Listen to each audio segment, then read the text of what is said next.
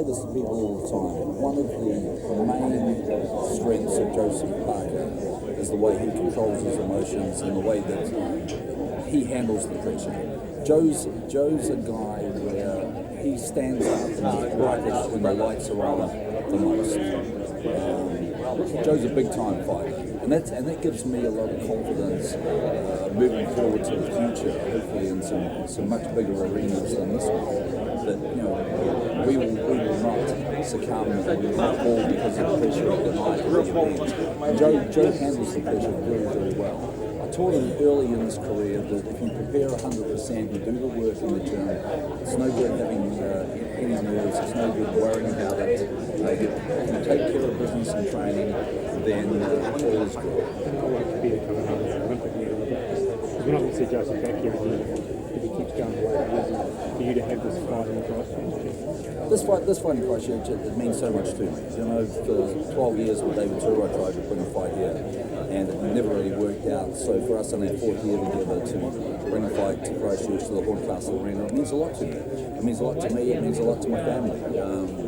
The Barrys are very proud in boxing here in Christchurch, so I've been delighted. I've had a smile on my face the whole training camp ever since we made this fight.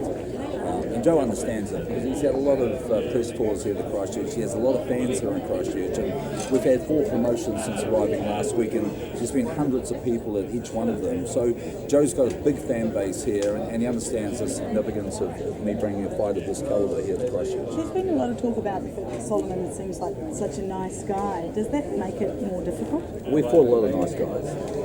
There's a lot of nice guys in boxing. Boxing's a very tough, rugged sport, but it's full of nice guys. It's also full of rat bags. But Solomon is a classy guy. He's a very good athlete. He's a humble man. He's a man who has experienced the highs and lows of the sport.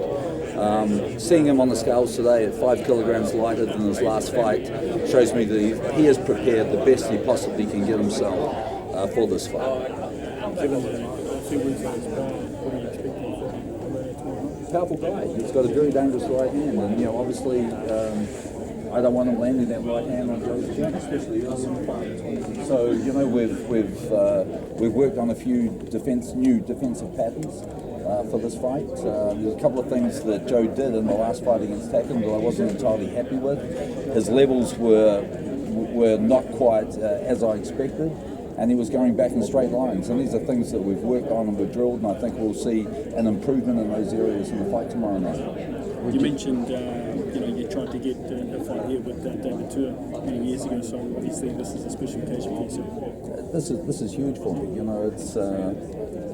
It gives me, out of the previous 19 fights, we'll take Tacken out of the picture because it was so important, getting the mandatory, but out of every other fight, this one means the most to me.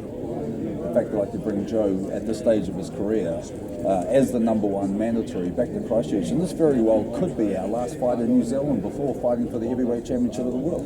There is a possibility that we will fight Joshua in November. It might also be next year, but the possibility is there.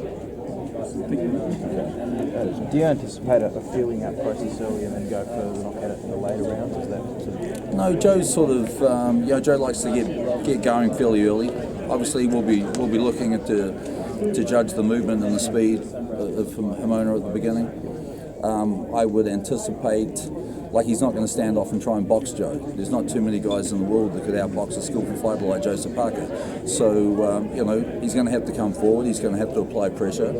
And unfortunately for guys that do that, most guys that come forward onto Joe come forward onto his hand speed and his power. And do you think that having that 12 rounds against Tacken is actually something that he needed, because he was getting a lot of those KOs and never really tested himself? Well, the most important thing is that we got out of the Tacken fight was he learnt more in those 12 rounds than his previous 18 fights. It was a growth fight. It was a fight where Joe, not only did we learn more about Joe, but Joe learned more about himself. And you're talking about Haumono's weaknesses, can you just sort of touch on that? Thanks, mate.